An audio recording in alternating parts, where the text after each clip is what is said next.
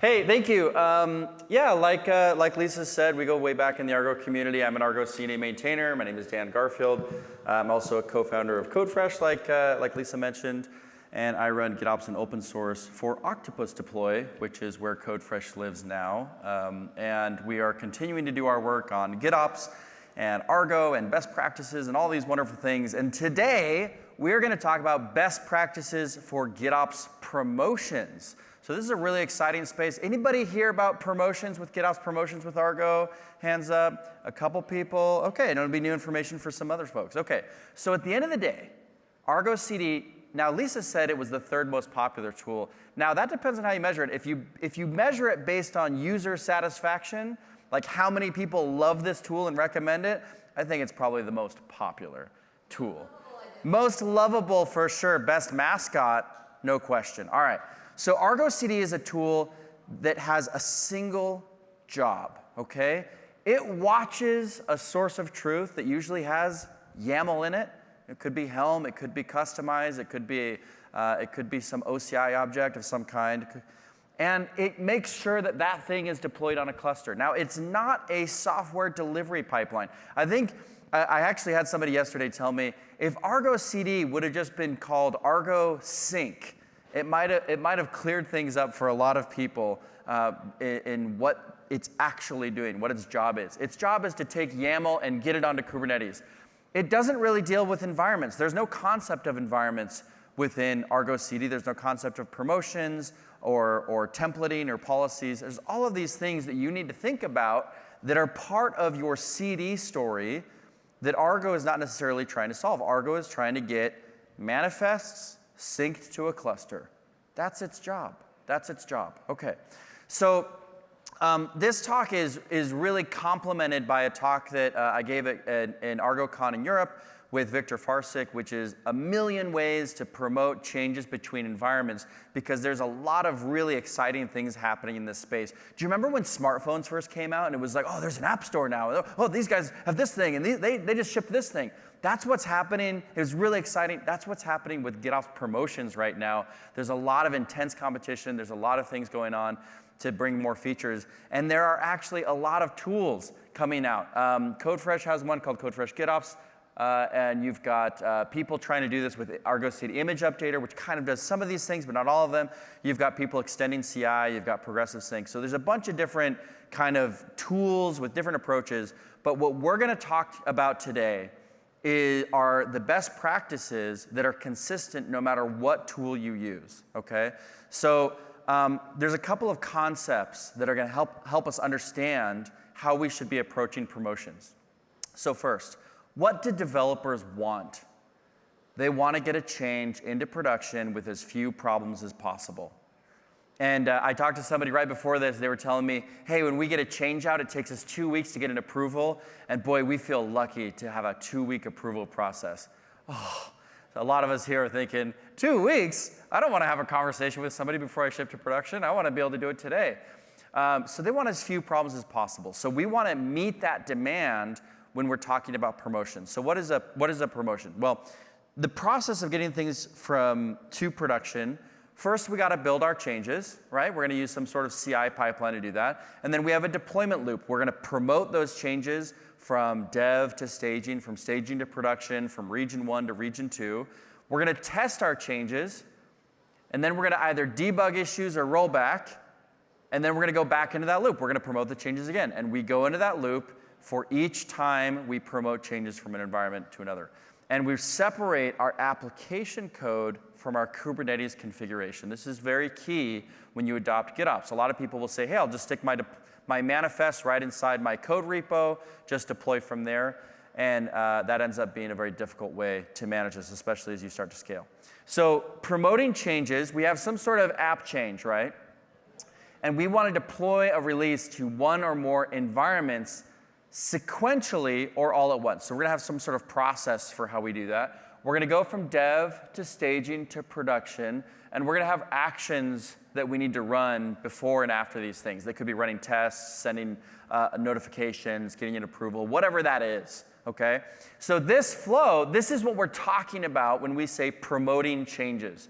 So when we say GitOps promotions, we're saying we're going to do this by manipulating Git, by following GitOps principles.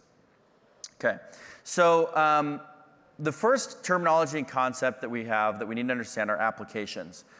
Now, when people talk about applications, everybody means something different.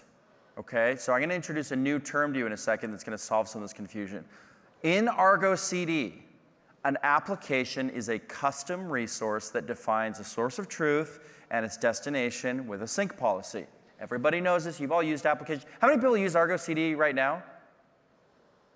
Oh, so it's not everybody. It's like half the room? OK, so that explanation was necessary. Good thing I did it. Crushed that. All right. So for dev, I've got some sort of Kubernetes config, and it's going to be different than what I have for staging. It's going to be different from what I have for production.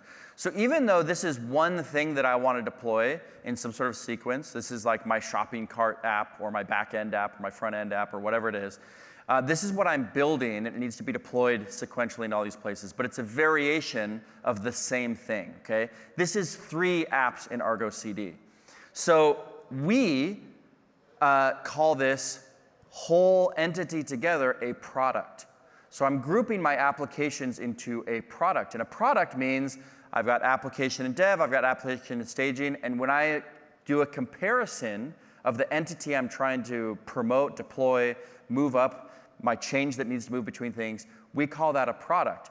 And you all internally probably have a different name that you use for that thing. A lot of people call that an application. Some people call it a service. Some people call it a project.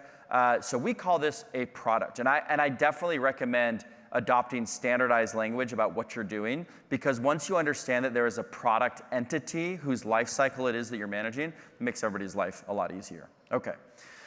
Now, this product is the thing you actually ship across environments, and it comprises multiple applications, like Argo CD applications, and they contain comparable manifests. So that means that when I'm promoting a change, let's say it's a new image tag, those manifests should be very similar between dev and staging. They can have differences. They should have differences. They quite often do. But if I'm going to compare dev to staging for a product, I'm going to be comparing 2 different Argo CD applications generally. Okay. Now, once you do this diff, this will tell you what is actually different. And we typically think about things like the application version. We think about things like the image tag. Those are very, very common. Okay. Now, the other key concept here are versions. Okay. Now, when we talk about versioning, everybody is doing this differently internally. How many people follow SEMVer, semantic versioning? A couple of you? Keep your hand up if you actually follow SEMVer. See, a lot of hands went down on that one. You know, in theory, we follow SEMVer, but sometimes we break things on minor versions, so like we're kind of not really following it. It's a great thing to follow. Now, what most people do, the very first thing that they do when they think about GitOps is they adopt, from a versioning perspective, they think about Git hashes. And from a developer perspective, Git hashes are useful because I can check it out. I can go directly in Git and look at what exactly is in that commit. I can see what diff happened there. And so it's useful from that perspective, but it's also totally unsatisfactory when it comes to understanding changes between environments. Because what does it mean that this hash is there? Just by looking at it, you glean no information about what is different between these environments. Okay? They have different Git hashes. And a lot of people have started taking the approach that they should promote Git hashes. Okay? And we would really discourage that. Promoting Git hashes causes all kinds of problems. For example, if I'm using Argo CD, and I am, by default, when I deploy an application, I'm going to assign that the revision of head. Okay? And that means that whatever's in my Git repo is going to be what's deployed. Now, if I change that to a specific revision, okay, and all my applications, they have a different revision, and I have some sort of failure, my state is wiped out, my cluster is lost, I go to my Git repo, what's supposed to be deployed? I have no idea, because head does not reflect what was deployed. It's now a patchwork of different revisions. Oh my gosh, now I have to like decouple that. I hope I have that configuration somewhere. I better have it committed somewhere. But even if I do, I now have to go through a very complex process of trying to match which applications are supposed to have which hashes deployed. That's a nightmare. It's a big problem. We really tell you, don't do that. We've got a great blog on all the reasons why you shouldn't do that at codefresh.io/blog. So developers don't really care about Git hashes when it comes to versioning because they could contain anything. There could be anything in there. You have no idea what's in there. Instead, you start thinking, well, maybe I'll just use a version number, ideally like a semantic versioning number. And this starts to feel a little better. And people will pull this from a Docker image. And so they'll say, hey, just look at the image tag that's currently deployed. That's what when I say a version, that's what I'm thinking. I'm thinking of that image tag that's deployed. But it's not really enough because Docker image tags are mutable. So many people forget this. When you're in your configuration, if it's pointing at a Docker image and then a tag, like version 1.13, there could be an update posted to that same image tag. Just because it has a semantic-looking version tag on it, doesn't mean you can't overwrite that tag. You can put anything there. So your manifest really should be pointing at like image hashes, like the SHA, right? That tells you that that's the specific image that's deployed. And from a user standpoint, this is better because now I know that 1.17 is higher than 1.16. So as a developer, I can be like, okay, well that's the newer one. Which with just Git hashes, I had no idea which one was newer. But here I can say, okay, this one is newer than that one. So that's better. And most of my application changes are going to happen inside of a Docker image. But here's the thing. A lot of things don't. Probably 20% of changes need to happen in configuration. So the image tag only covers 80% of scenarios. Now, if you're doing high reliability engineering and deployment, covering 80% of cases is actually really insufficient. Imagine you're deploying 5 times a week. That means once a week, you will not cover the use case by just looking at the Docker image. Okay, so that's a problem. We need to be able to do something better than that. Now, when it comes to doing these versions, if we just look at the different versions between these environments, it's going to be insufficient. Instead, what most people want, what developers really want is, staging has a version, but I don't even necessarily want to think about it. I want to promote whatever's in staging. That's what I want to promote to production. So if we can actually go a layer above and think about things in terms of not which version is deployed, but which environment do I want to match. Okay, that's something that that's a language that developers really understand because I've been working in staging all day, and so that's what I want promoted to production. And this is how you avoid mistakes like, oh, I meant to ship version 1.44, not version 1.44.0. Oh, shoot. You know, that's how you avoid those kinds of mistakes. You say, I'm just going to deploy what's in staging to production. All right. Now, we've been mentioning this entire time environments. And we all thought we knew what we were talking about. But if I want you to picture right now your production environment.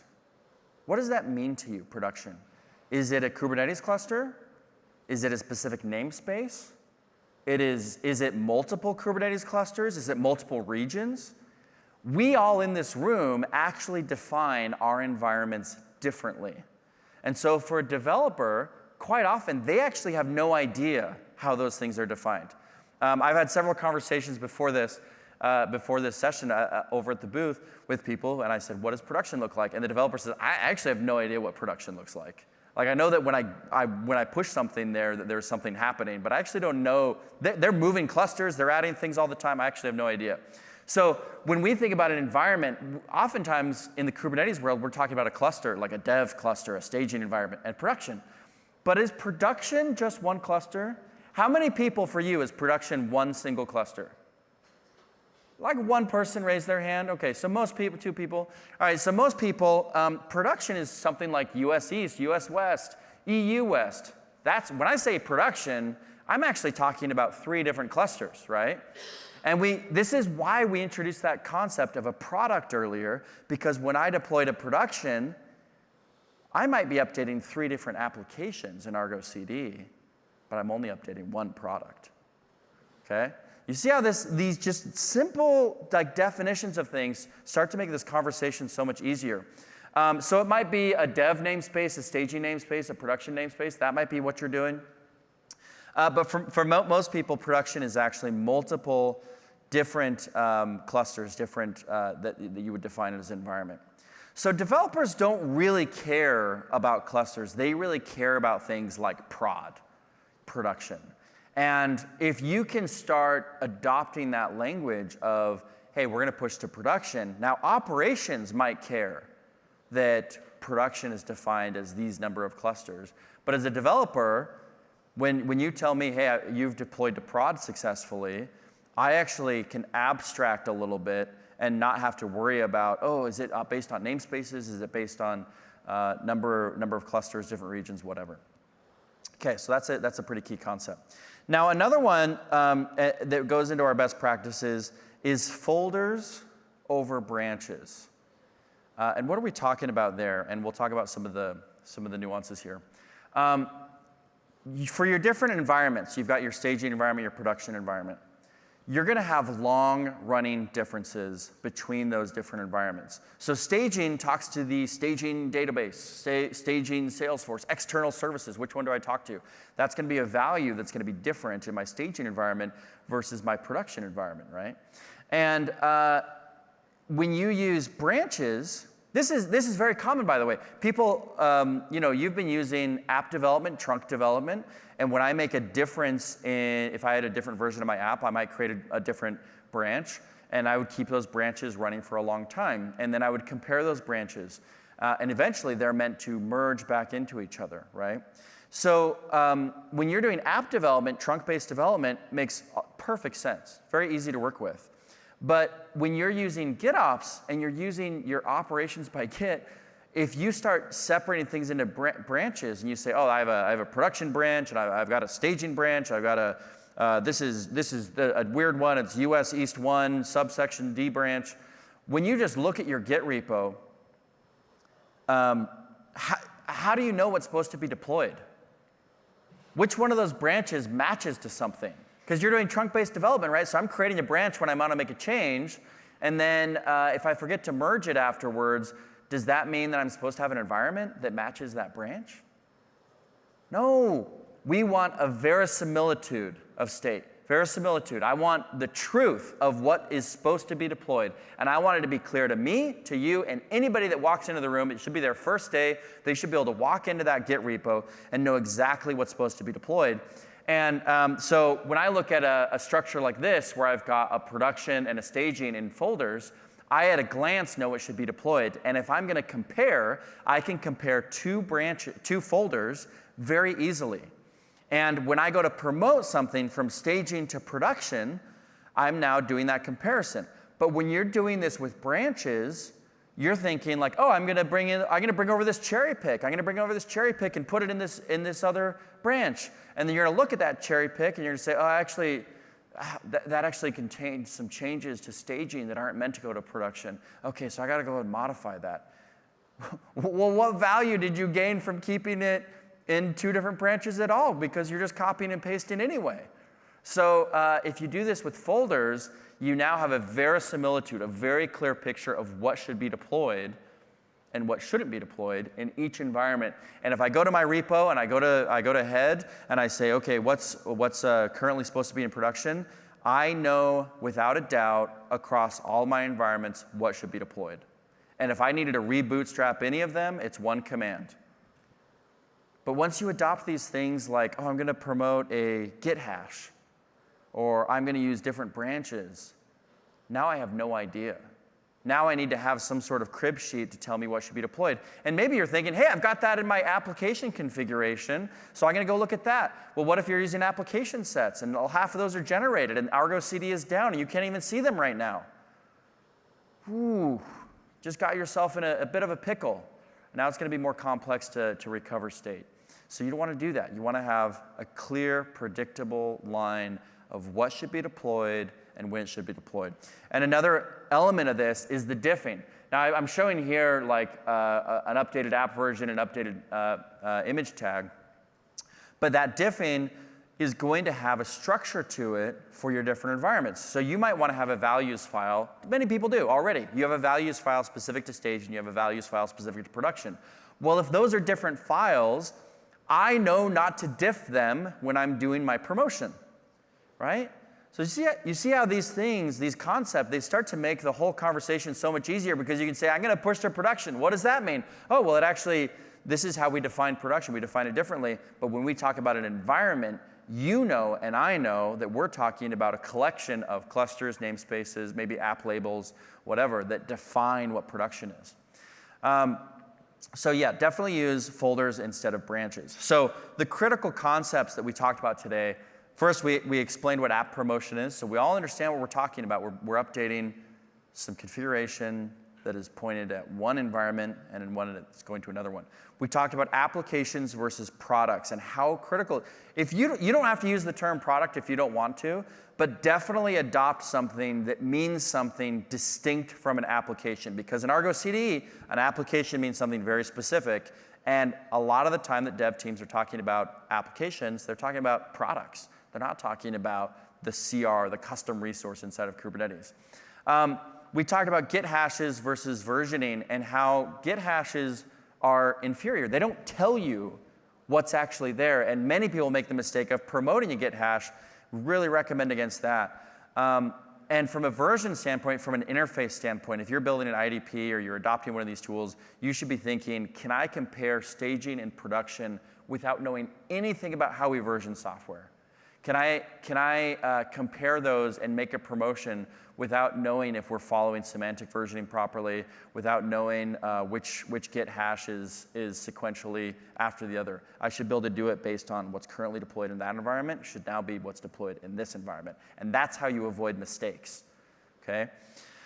We talked about clusters versus environments, the importance of understanding that, and we talked about folders and not branches for your interface. Now, some people in the audience are saying, whoa, whoa, whoa, whoa, Dan, I've heard all about this really cool thing called hydration, where I have branches that contain my hydrated manifests.